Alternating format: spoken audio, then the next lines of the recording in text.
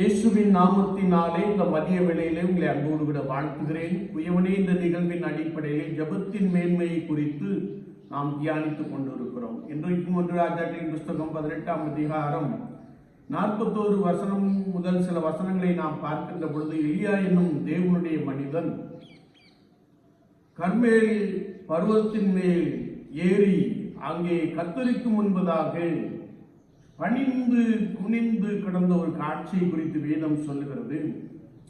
அவன் அப்படி கர்த்தரை நோக்கி வேண்டுதல் செய்வதற்கு முன்பதாக ஆகாபை பார்த்து பெருமழையின் இரைச்சல் சத்தம் கேட்கப்படுகிறது என்று சொல்லுகிறார்.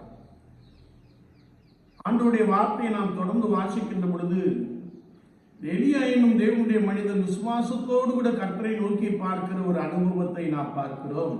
எனவே அவன் தன்னுடைய விசுவாசத்தை வெளிப்படுத்தும் முகமாக வேலைக்காரனை பார்த்து, நீ சமுத்திர முகமாய் போய் பார் என்று சொல்கிறார். அவன் பார்த்துவிட்டு ஒன்றுமில்லை என்கிறான். இன்னும் 7 தரம் போய் பார் என்று சொன்ன மாத்திரத்திலே ஒரு மனுஷனுடைய உள்ளங்கை அளவு மேகம் எழும்புகிறது என்று சொல்லுகிறான். எனவே எலியா தீர்க்கதரிசி ஆகாபை பார்த்து, மழை உம்மை தடை பண்ணாதபடிக்கு ரதத்தை பூட்டி போய்விடும் என்று சொல்ல சொன்னான் என்று வேதம் சொல்லுகிறது. என்னை கேட்டுக்கொண்டிருக்கிற என் அன்பு சகோதரனே, சகோதரியே, கர்த்தருடைய வசனத்தை நாம் வாசிக்கின்ற பொழுது பெருமழை உண்டாயிற்று. விசுவாச வாழ்க்கையிலே நம்மை கர்த்தருக்கு முன்பதாக தாழ்த்தி விசுவாசத்தோடு கூட ஜெபிக்கின்ற பொழுது ஆண்டவர் ஜெபத்தை கேட்கிறார். வேதம் சொல்லுகிறது ரோமர் 4:17, அப்படி இல்லாதவைகளை இருக்கிறவைகள் போல் அழைக்கிற தேவன். ஒருவேளை உங்களுடைய பார்வைக்கு ஒன்றுமில்லை என்று நீங்கள் எண்ணிக்கொண்டிருக்கலாம்.